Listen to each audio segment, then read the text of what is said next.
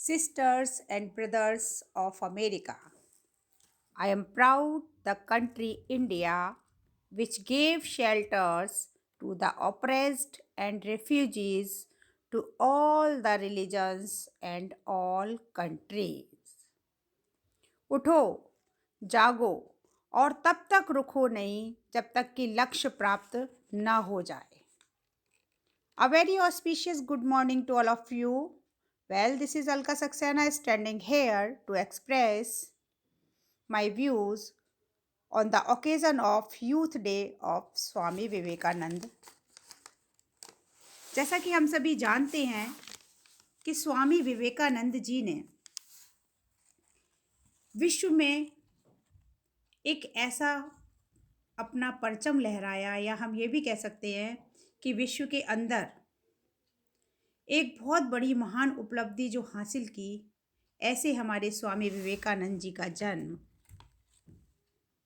1863 में कोलकाता में 12 जनवरी को हुआ था.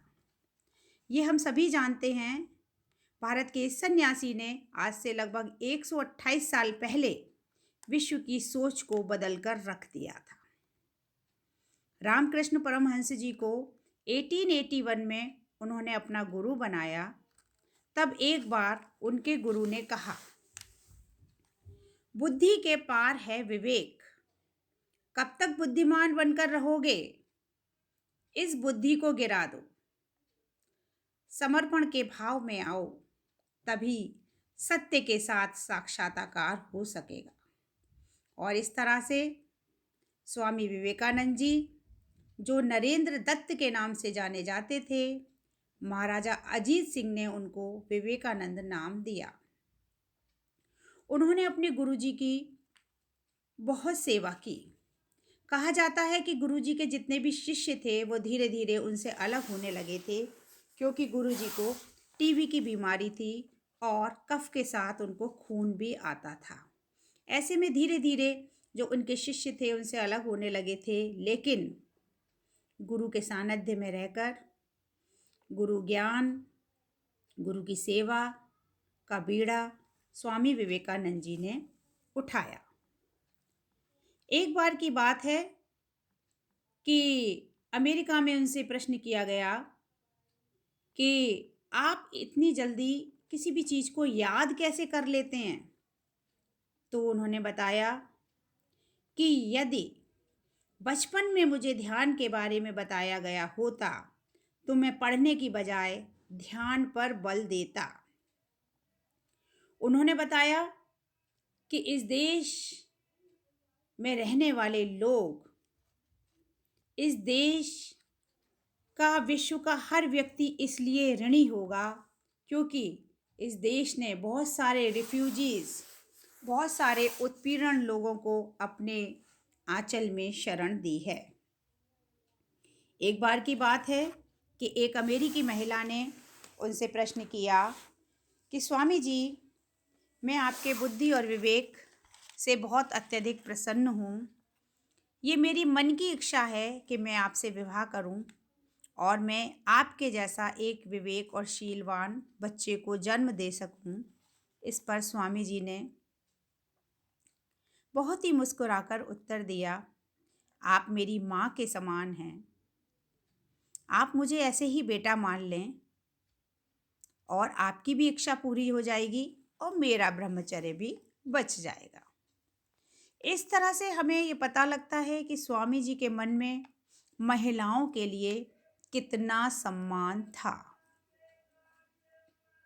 एक बार की बात है, अमेरिका में ही वो अपने प्रवास के दौरान एक रेस्टोरेंट में गए. रेस्टोरेंट में काफ़ी भीड़ होने के बावजूद वो अंदर चले गए. उन्होंने देखा कि एक सीट खाली थी और सामने एक अमेरिकन व्यक्ति बैठा था. उन्होंने वो कुर्सी खींची और उस पर बैठ गए. अमेरिकी व्यक्ति ने बड़ा खराब सा मुंह बनाया और कहने लगा, एक चिड़िया को और एक सुअर को एक साथ भोजन करना पड़ेगा. इस पर स्वामी जी ने विनोद किया और कहा, तो आपका क्या मतलब है, मैं यहाँ से चिड़िया बनकर उड़ जाऊं. सभी लोग जोर जोर से ठहाके लगाकर हंसने लगे. भारत का ये महान सपूत, जिसने युवाओं के अंदर एक नई क्रांति ला दी। जब शिकागो में वो अपने भाषण देने के लिए 1893 में 11 सितंबर को अमेरिका पहुंचे थे, तो भारत को रिप्रेजेंट करने के लिए जब ये गए, तो उस महान धर्म सम्मेलन में भारत का कोई स्थान ना था। बड़ी मुश्किल से एक अमेरिकी से बात हुई।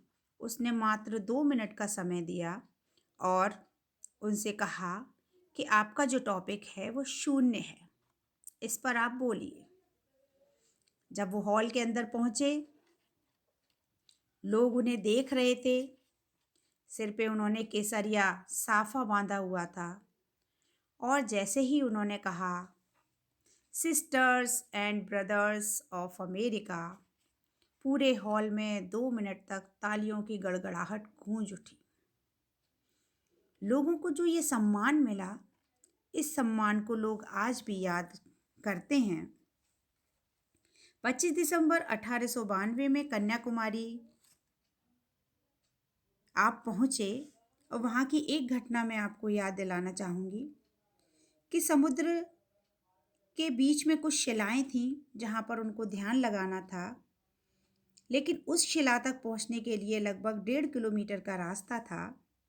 नाव वाले ने जो पैसे मांगे, इतने पैसे पर्याप्त उनके पास नहीं थे, इसलिए उन्होंने 1.5 किलोमीटर तक समुद्र को तैर कर पार किया, शिलाओं पर पहुँचे और वहाँ ध्यान लगाकर एकाग्रचित होकर उन्होंने अपने सन्यासी जीवन का, जो कहना चाहिए एक मानव के विकास के लिए, मानव के उत्थान के लिए जो भी सोचा विचारा, आज वहाँ पर उनकी बहुत बड़ी प्रतिमा है और दूर दूर से लोग उनको देखने के लिए आते हैं। एक और इनके जीवन से जुड़ी हुई कहानी है। जब ये शिकागो धर्म सम्मेलन में जाने वाले थे, तो उन्होंने कहा, माँ मैं आपसे आज्ञा चाहता हूँ, मैं अमेरिका जा रहा हूँ। तो माँ ने कहा, ठीक है, मैं तेरी परीक्षा लूँगी और अगर परीक्षा में तू सफल हो जाएगा तो मैं तुझे जाने की इजाज़त दूँगी। माँ ने कहा, बेटा चाकू देना।